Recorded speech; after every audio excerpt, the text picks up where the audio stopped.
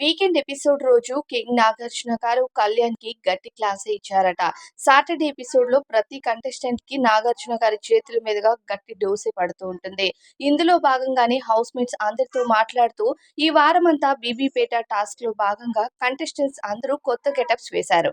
అంటే ఆ గెటప్స్‌లో ప్రతి ఒక్క కంటెస్టెంట్ కూడా ఇన్వాల్వ్ అయిపోయి దానిలో ఉన్నట్టుగానే మాటలైతే ఆడాలి, ఎంటర్‌టైన్ చేయాలి.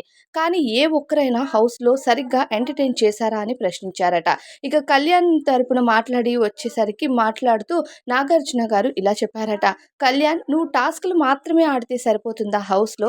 నీకొక గెటప్ ఇచ్చి వేసుకున్నావంటే దానిలో ఇన్వాల్వ్ అయ్యి ఒక్కసారైనా ఎంటర్‌టైన్ చేశావా హౌస్‌లో" అని ఈ వారమంతా ఎక్కడో సైలెంట్‌గా ఒక మూలకి కూర్చొని ఉండడం, లేదంటే టాస్క్‌లిస్తే ఆడడం. ఫిజికల్ టాస్క్‌లిస్తే సరిపోదు. ఎంటర్‌టైన్‌మెంట్ కూడా బిగ్ బాస్ హౌస్‌లో చాలా చాలా అవసరం.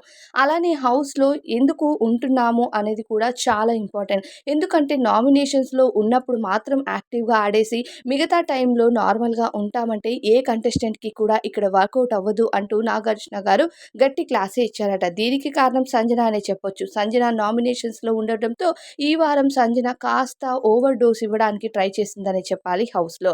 ఇక నామినేషన్స్‌లో ఉన్నప్పుడు యాక్టివ్‌గా ఉండడం, నామినేషన్స్ లేనప్పుడు సైలెంట్‌గా ఉండటం మంచిది కాదు అని చెప్పడంతో పాటు ఇక కళ్యాణ్‌కి హౌస్‌లో ఫిజికల్ టాస్క్ ఆడుతూ నువ్వు చాలా బాగా ముందుకు వెళ్తున్నావు. కానీ ఫిజికల్ టాస్క్ ఒక్కటే సరిపోదు. అలానే కొన్ని విషయాల్లో స్టాండ్ తీసుకోవడం కూడా చాలా చాలా ఇంపార్టెంట్. నువ్వైతే హౌస్‌లో ఎవరు నిన్ను గేమ్ నుంచి తీసేస్తున్నా నవ్వుతూ దాన్ని యాక్సెప్ట్ చేస్తున్నావు. అలానే నామినేషన్స్‌లో కూడా నువ్వు మాట్లాడాల్సిన వాలిడ్ పాయింట్స్ అసలు మాట్లాడలేదు. తనుజని ఎందుకు నామినేట్ చేయాలి అనుకున్నావు.